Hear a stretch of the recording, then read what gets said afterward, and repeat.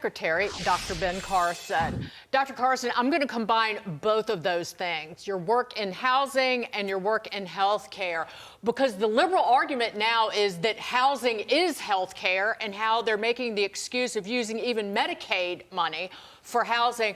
But how do you excuse giving tens of thousands of dollars to the homeless when 3/4 of the homeless population are mentally ill and drug and alcohol addicted? How does giving them cash help solve those problems?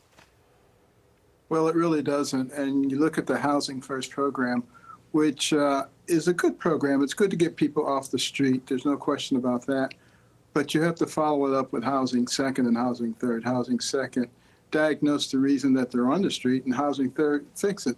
Otherwise, 90% of those people end up back on the street. And we have to think about the country that we live in. Why did this country accelerate to the pinnacle of the world? It was because we had the can-do attitude, not the what can you do for me attitude.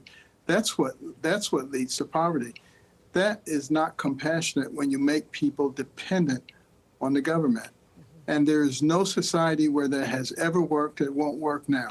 But housing is one thing, and I understand that, but we can't be encouraging people to start doing drugs and drinking, and all of a sudden you have this rot in these communities across the country. But I want to get to this, Mr. Carson. A New York City family, they're living a real estate nightmare.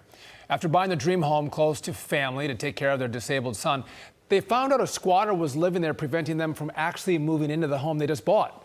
So 4 months later, their home is still taken over, all thanks to New York's squatter rights laws. We're reporting these stories all over the country, Dr. Carson, and there has to be a solution. And you can't let squatters have more rights than people who spend a couple $1 million on a nice brand new house that they want to move their Down syndrome kid into, but they can't. Well, you know, we've kind of lost our minds. I was in Europe last fall, and I was asking some of the Europeans, what do they think about us? And they said, you've lost your minds. Squatters' rights, you got to be kidding me. Squatters don't have any rights. They have no right to be in your house. What are they going to have next? Trespassers' rights? It makes no sense whatsoever. And also bringing back law and order. We have to enforce the law. We have to protect the law-abiding citizens. If you're not going to protect the law-abiding citizens, why should they be law-abiding citizens? You're encouraging mass chaos and anarchy. And it seems to me like somebody might be actually trying to do that, because the United States is very strong militarily, but we can certainly be destroyed from within. Dr. Ben Carson, always great to see you. Please come back. We want to see you more often. Please, sir. Thank you, Dagan. Thank you, Dr. Carson. You be well. All right.